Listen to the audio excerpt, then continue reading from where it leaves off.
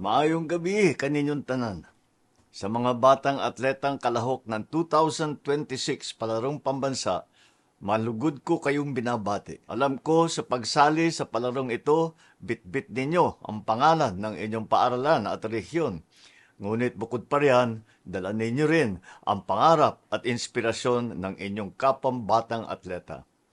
Kaya para sa inyo at sa ibang batang atleta, patuloy ang pamahalaan sa pagsuporta sa inyong pagsasanay sa larangan ng palakasan. Masaya akong ibalita sa inyo sa kauna-unahang pagkakataon, maglalaan ang Philippine Sports Commission ng mga incentive para sa mga medalista sa regular sports at sa para games bilang pagkikilala sa inyong husay.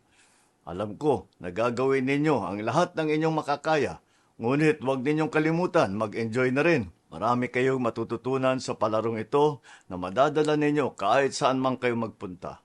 Dito ninyo matututunan ang disiplina, tiyaga, respeto at malasakit sa kapwa. Lagi ninyong isipin na kami ay susuporta sa inyo kasama ng inyong mga magulang, mahal sa buhay, guro at mga coach. Dalangin ko ang inyong tagumpay sa paligsahang ito. Daghang salamat. Mabuhay ang ating mga atleta. Mabuhay ang bagong Pilipinas.